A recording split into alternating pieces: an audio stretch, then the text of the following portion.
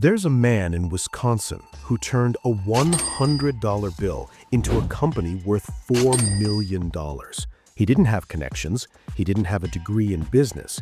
He had a Target parking lot, a folding table, and a product nobody thought they needed. His name is irrelevant. What matters is the arithmetic. Because right now, someone is telling you that starting a business requires venture capital, a detailed business plan, or months of preparation. They're lying to you. Not maliciously, just incorrectly. The truth is stranger and significantly less comfortable. Let's start with what $100 actually represents in 2026. It's approximately 14 hours of work at federal minimum wage after taxes. It's half a therapy session. It's 6 days of coffee if you're boring about it. In the context of American commerce, it's essentially a rounding error.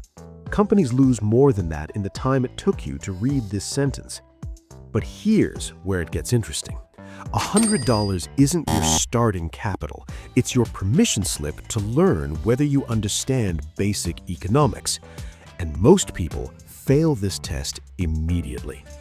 The standard advice goes like this: find your passion, create a business plan, secure funding, build infrastructure, launch. That process takes months, sometimes years. By the time you're ready, your $100 has evaporated into LLC filing fees and logo design. You haven't started a business, you've started cosplaying as an entrepreneur. The Wisconsin man did something different. He spent $73 at a wholesaler on products people were already buying elsewhere. He spent nothing on branding, nothing on a website, nothing on business cards or motivational seminars. He set up his table in a parking lot on a Saturday morning and made $240 by noon. Then he did it again the next weekend, and the next. That's not a heartwarming story, that's a formula. Here's the mechanism nobody explains clearly. A business at its absolute core is just asymmetric transaction. You acquire something for X, you sell it for more than X. The difference is your margin. Everything else, the branding, the mission statement, the company culture, is decoration you add later if you survive. With $100, you have exactly one job. Prove that you can create that asymmetry. Not eventually, not theoretically, this weekend. Let's build this in real time. Option 1. Arbitrage. You find something locally undervalued and sell it to someone who values it more. Estate sales are gold mines for this. People liquidating their parents' homes don't know what things are worth. You do, because you spent 2 hours on eBay learning market prices. You buy a vintage camera for $30. You sell it for $200. That's not luck. That's information advantage. Option 2. Service leverage. You have skills that took you years to develop.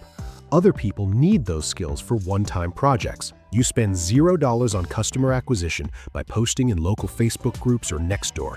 You charge $50 to assemble IKEA furniture, pressure wash a driveway, or organize someone's disaster of a garage. You can do 3 of those in a weekend. That's your $100 tripled. Option 3. Micromanufacturing. You make something simple that people consume repeatedly. Salsa, dog treats, candles. Your material cost is $30. You make 12 units, you sell them for $8 each at a farmer's market.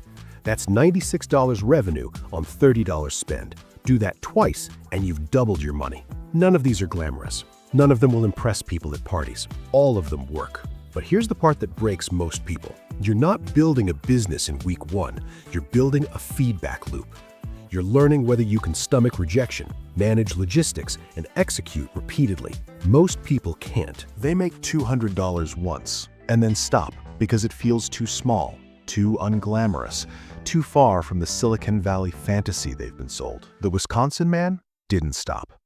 He took his $240 and bought more inventory, then more. Within 6 months, he had a storage unit. Within 2 years, he had a warehouse. Within 5 years, he had employees and distribution deals. But week 1? Week 1, he was just a guy with a folding table who understood margin. Let's talk about what kills the $100 business. It's not competition.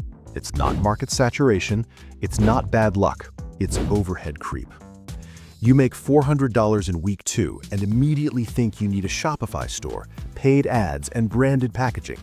So you spend $350 on infrastructure. Now you're back to $50. You've spent money to feel like a real business instead of spending money to create more asymmetric transactions. The irony is brutal.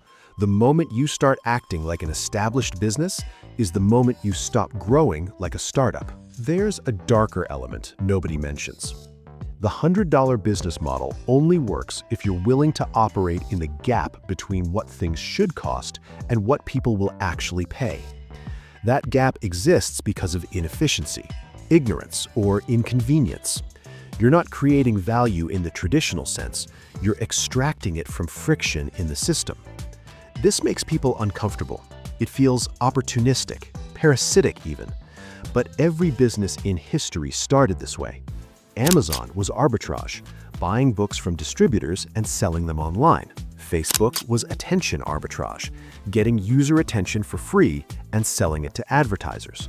The only difference between a $100 business and a billion-dollar business is scale and PR.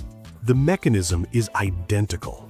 So what actually stops someone from doing this right now? Not money, not opportunity, not market conditions.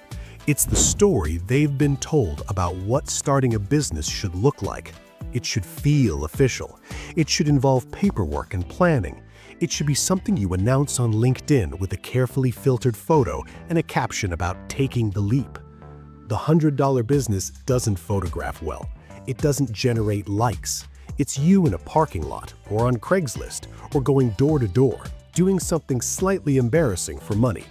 And that's exactly why it works. Because while everyone else is waiting for permission, for perfect conditions, for the right moment, you're already 3 transactions deep, learning what they'll spend years avoiding.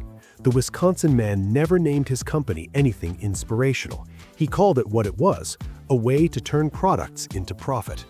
$4 million later, journalists asked him what his secret was. He said he just never stopped doing the thing that worked in week 1. Which raises the final question. If the model is this simple, this proven, this accessible, why is everyone still waiting? Maybe they're not waiting for $100.